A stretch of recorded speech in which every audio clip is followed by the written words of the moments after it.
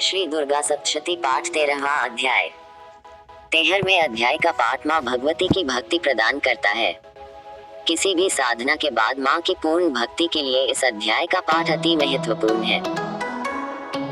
किसी विशेष मनोकामनाओं को पूर्ण करने के लिए, किसी भी इच्छित वस्तु की प्राप्ति के लिए इस अध्याय का पाठ अत्यंत प्रभावी माना गया है। ध्यानम।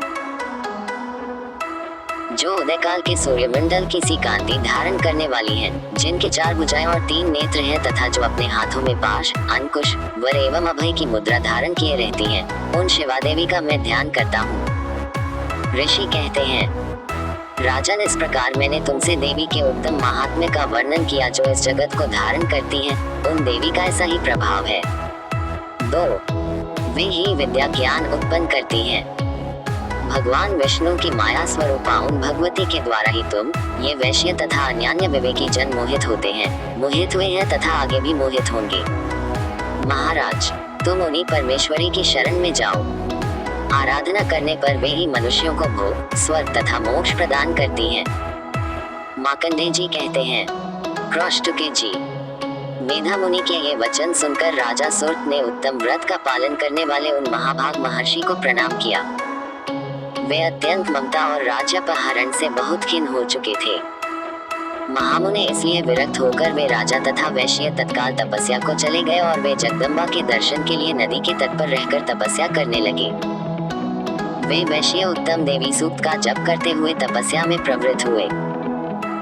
वे दोनों नदी के तट पर देवी की मिट्टी की मूर्ति बनाकर पुष्प, धूप और हवन आदि के द्वारा उनकी आराधना करने लगे।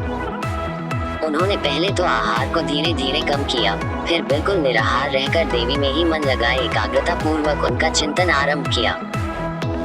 वे दोनों अपने शरीर के रक्त से प्रोक्षित बलि देते हुए लगातार 3 वर्ष तक संयम पूर्वक आराधना करते रहे। इस पर प्रसन्न होकर जगत को धारण करने वाली चंडिका देवी ने प्रत्यक्ष दर्शन देकर कहा। देवी बोली, राजन तथा अपने कुल को आनंदित करने वाले वैश्य, तुम लोग जिस वस्तु की अभिलाषा रखते हो वह मुझसे मांगो। मैं संतुष्ट हूँ, अतः तुम्हें वह सब कुछ दूंगी। मार्कंडेय जी कहते हैं, तब राजा ने दूसरे जन्म में नष्ट न होने वाला राज्य मांगा तथा इस जन्म में भी शत्रुओं की सेना को बलपूर्वक नष्ट करके पुनः अपना राज्य प्राप्त कर लेने का वरदान मांगा। वैश्य का चित्त संसार की ओर से खिन्न एवं विरक्त हो चुका था और वे बड़े बुद्धिमान थे, अतः उस समय उन्होंने तो ममता और अहंतारूप आसक्ति का नाश करने वाला ज्ञान मांगा। देवी बोली, राजन, तुम थोड़े ही दिनों में शत्रुओं को मारकर अपना राज्य प्राप्त कर लोगे। अब वहां तुम्हारा राज्य स्थिर रहेगा। फिर मृत्यु के पश्चात तुम भगवान विवस्वान सूर्य के अंश से जन्म लेकर इस पृथ्वी पर सावर्णिक मनु के नाम से विख्यात होगे। वैश्यवर्य, तुमने भी जिस वर को मुझसे प्राप्त करने की इच्छा की है उसे देती हूँ।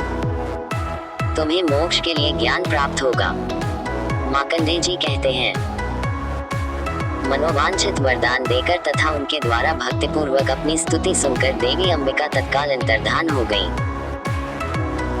इस तरह देवी से वरदान पाकर क्षत्रियों में श्रेष्ठ सूर्य सूर्य से जन्म ले सावर्णी नामक मनु होंगे।